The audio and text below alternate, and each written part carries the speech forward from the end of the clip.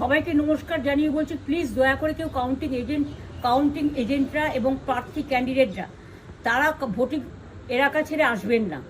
Strong রুমে যেখানে counting হচ্ছে, মানে সেন্টারে, সেখান ছেড়ে কেউ আসবেন না। এটা বিজেপির প্ল্যান। প্রথম 2-3 রাউন্ডে আমি কালকে থেকেই বলছি যে ওদেরগুলো আগে দেখাবে, আমাদেরগুলো পরে দেখাবে। এবং অনেক জায়গায় 2-3 রাউন্ড কাউন্টিং করার পরে প্রায় 100টা জায়গায় কাউন্টিং বন্ধ করে রেখে দিয়েছে।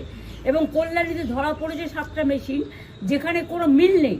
এটা টোটাল ফোর্সফুলি সেন্ট্রাল ফোর্সকে দিয়ে চারিদিকে তৃণমূল কংগ্রেসের উপর অত্যাচার করছে, অফিস ভাঙছে, জোর করে দখল করছে। এসআইআর নামে আপনারা দেখেছেন ভোট লুট করেছে যাতে যে সিটগুলো জিততে পারে। কিন্তু এখনও এমন 70টা সিট আছে, 100টা সিট আছে যেগুলো আমরা এগিয়ে আছি, সেগুলো বলছে না। টোটালটাই মিথ্যে নিউজ খাওয়াচ্ছে। আগে ডিআইসিও এই খবরগুলো দিত, কিন্তু তাকে কালকে চেঞ্জ করে দেওয়া হয়েছে। টোটালটাই ইলেকশন কমিশন নিজের ইচ্ছে মতো খেলছে, এবং সাথে কেন্দ্রীয় বাহিনীকে নিয়ে। এবং আমাদের পুলিশরা টোটাল মাথা নত করে কেন্দ্রীয় বাহিনীর আন্ডারে কাজ করছে।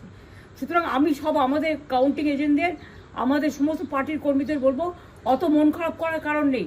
আমি বলেছিলাম সূর্যাস্তের পরে আপনারা জিতবেন। 3 রাউন্ড 4 রাউন্ড কাউন্ট হলেও এটা 14 রাউন্ড থেকে 18 রাউন্ড কাউন্ট হয়, তখন আপনারা জিতবেন।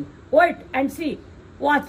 আমরা সবাই আপনাদের সাথে আছি, আপনারা কেউ ভয় পাবেন না, নিশ্চিন্তে থাকুন। আমরা বাঘের বাচ্চার মতো লড়াই করে যাব।